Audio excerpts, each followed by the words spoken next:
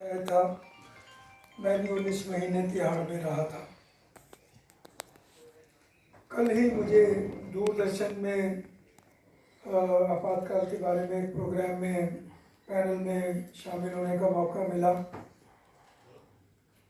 Media वालों की problem होती है, उनको सब विचारों के लोगों को बुलाना, तो कांग्रेस के एक नेता भी थे उसमें। तो विषय ये आ गया कि आपातकाल के बारे में कोई कांग्रेस के लोगों को खेद है कि नहीं। मुझे लगता है कि जो व्यक्ति था उसको तो कुछ पता ही नहीं रहा होगा कि आपातकाल में क्या हुआ, तो वो आपातकाल का जस्टिफिकेशन देने लगा। अभी अभी मैंने राम बहादुर जी से पूछा कि कहीं कांग्रेस ने कहीं कोई खेद व्यक्त किया क्या, और मेरा मानना है कि नहीं किया तो करना पड़ेगा। आपातकाल में क्या हुआ उसके किस्से सुनाने का ये कोई अवसर नहीं है। एक बात ज़रूरी है कहना, और वो ये है कि इंदिरा गांधी को केवल आपातकाल तक सीमित करके हम ना देखें। आपातकाल का पहला भी और आपातकाल के बाद भी। और बाद वाली बात मैं इसलिए कह रहा हूँ कि पंजाब, कश्मीर, ये जितने उन प्रदेशों की समस्याएं उलझी और जितना दोनों बॉर्डर स्टेट्स और दोनों में जिस तरह का और तांडव देखने को मिला, उसके लिए जिम्मेदार इंदिरा गांधी थी। और आपातकाल के पहले भी बहुत सारी ऐसी बातें हैं। इसलिए इंदिरा गांधी देश में की प्रधानमंत्री थी।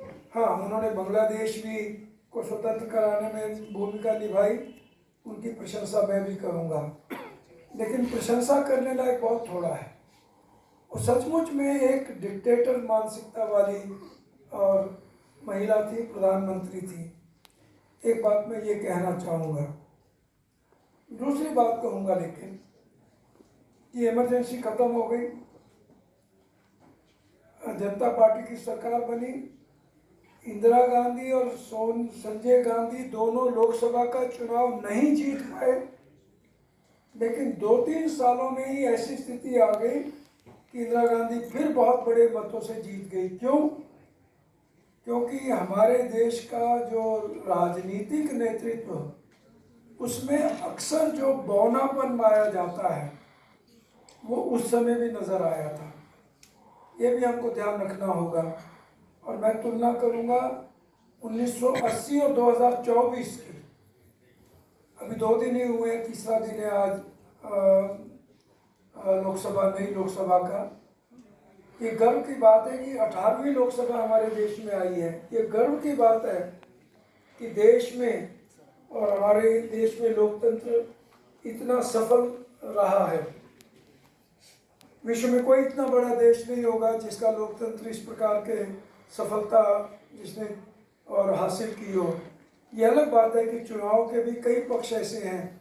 आज भी चुनाव में धन बल तो किसी के मानने में कम नहीं है, लेकिन हमारा देश भी ऐसा है कि उसको लोकतंत्र की कीमत देनी पड़ रही है।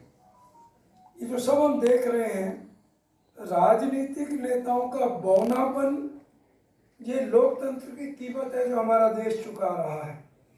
और ये कीमत 1980 में देश ने चुकाई थी, इंदिरा गांधी फिर से आ गई थी उस समय जो भी हुआ था। और जो अभी का सारा अनुभव आ रहा है, मुझे लगता है कि वो भी किसी मायने में नेताओं के बोनेपन को और कम नहीं दिखाता है। ये बात मैं सबके सामने कहना चाहूँगा। मैंने उल्लेख किया और ये बात सच है, ये जो कहा जाता है कि मदर ऑफ डेमोक्रेसी, मैं कहूँगा कि निश्चित तौर पर ये बात सही है। और इसलिए भारत कैसे मदर ऑफ डेमोक्रेसी है और कैसे इतिहास में रहा है, मैं समझता हूँ कि इसके अध्ययन की बहुत बड़ी ज़रूरत है। एक बात तो है ही, सबको मालूम है कि जब से भारत में चुनाव शुरू हुए सबको मतदान का अधिकार मिला। अनपढ़ हो, पढ़ा लिखा हो, महिला हो, पुरुष हो, और ये अपने आप में गर्व करने लायक बात थी। कितने देश ऐसे होंगे कि जिनकी डेमोक्रेसी की तुलना की जा सके। मैं कई बार अमेरिका की तरफ देखने की कोशिश करता हूँ, क्योंकि अमेरिका को माना जाता है कि वो सबसे बड़ी डेमोक्रेसी है शायद, आज तक एक महिला राष्ट्रपति वहाँ नहीं हुई। ये कहा गया है कि पहली बार कमला हैरिस पहली बार वाइस प्रेसिडेंट बनने वाली पहली महिला है। ये अमेरिका का हाल है। बाकी देशों को भी देखें तो ध्यान में आता है कि वहाँ की डेमोक्रेसी कहीं का उदाहरण नहीं है। और भारत तो विश्व का इतना बड़ा और देश है जनसंख्या के हिसाब से, वोटर्स की संख्या के हिसाब से, तो मुझे लगता है कि हमें अपनी डेमोक्रेसी पर गर्व होना चाहिए, लेकिन डेमोक्रेसी की हम कीमत भी चुका रहे हैं, वो भी हमारे ध्यान में रहना चाहिए। लेकिन लोकतंत्र चाहिए तो सही, इसमें तो कोई दो राय नहीं है कि लोकतंत्र ये हमारे लिए आवश्यक है, ना सिर्फ भारत के लिए आवश्यक है, पूरे विश्व के लिए आवश्यक है। आपातकाल की एक बात कहना चाहूँगा, मुझे नहीं मालूम कि उस चीज़ का उल्लेख आया है कि नहीं, क्योंकि आपातकाल के बारे में बहुत कुछ लिखा गया है। हो सकता है राम बहादुर जी मुझे करेक्ट करेंगे। आपातकाल में संघ के सरसंघचालक बाला साहब देवरस जी ने 3 पत्र लिखे थे। 2 पत्र इंदिरा गांधी को लिखे प्रधानमंत्री के नाते।